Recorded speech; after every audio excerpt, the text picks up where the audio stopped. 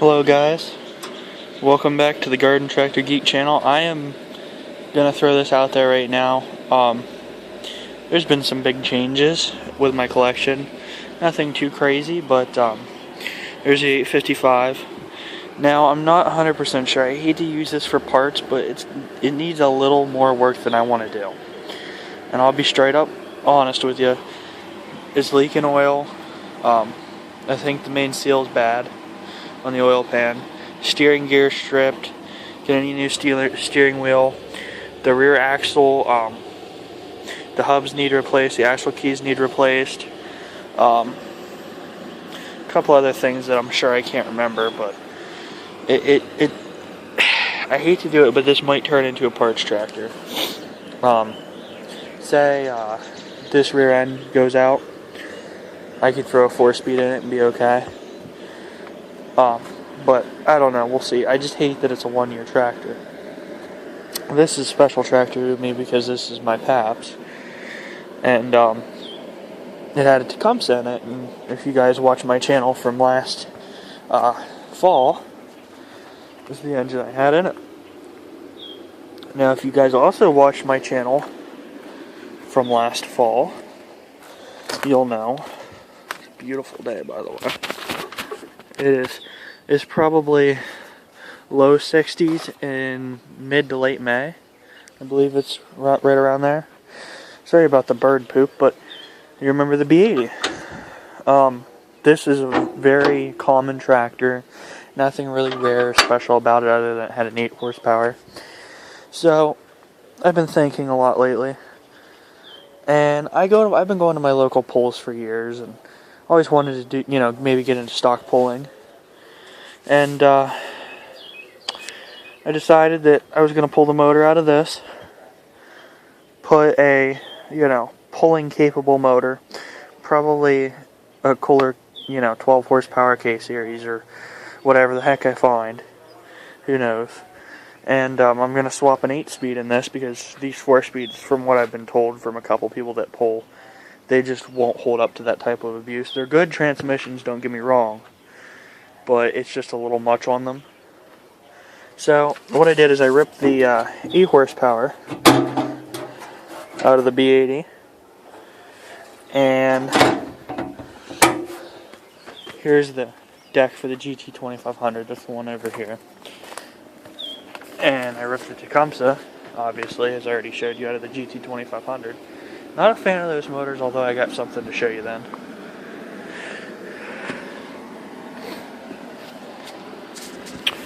Put the 8 horsepower out of that into this. The 8 horsepower just isn't going to be the right motor to pull with. Don't get me wrong, it's a good motor, makes plenty of power. But, at least for what I need. And the thing is, with this 8-speed, I'll have low end gearing. This thing will never run out of power. If I ever get real heavy snow or something, just throw it in low range, and this thing, that's the one thing I like about Wheel Horse 8-speeds. You'll never run out of power in these when pushing snow or anything like that. But long story short, what I'm gonna do is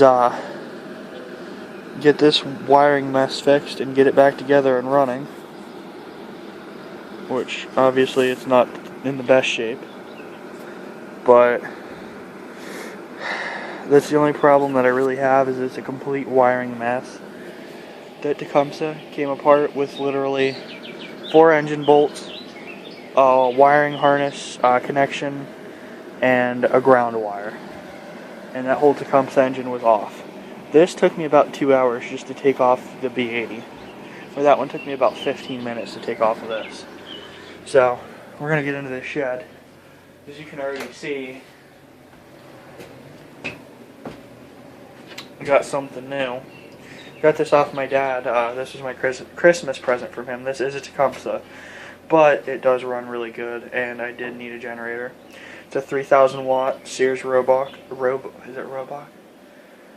Sears and Roebuck, I don't know.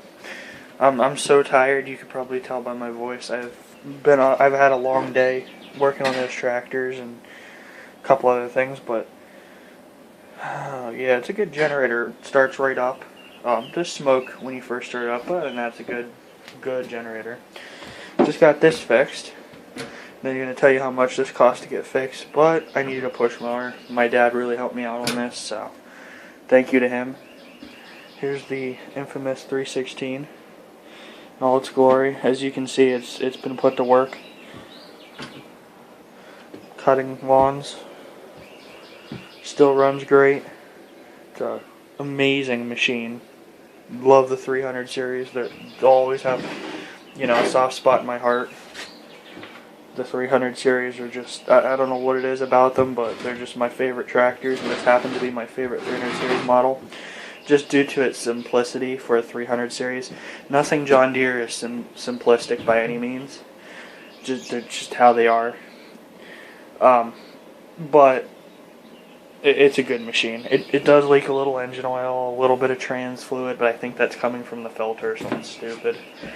And the engine oil, I think, is from the plug, but I could be wrong. The plug's a little shady on this. I should replace it, but I just haven't gotten around to doing it. Here's the cub. I don't know how well you can see that. Now, I might end up keeping this. The local show that I go to is the Nittany Antique Machinery Show. Very large show. Up to 1,000 tractors in the fall show, and the spring show maybe up to 400 or 500. I go to both, but their feature tractor this year is International Harvester in the fall, I believe. And if you have a feature tractor, you get benefits over.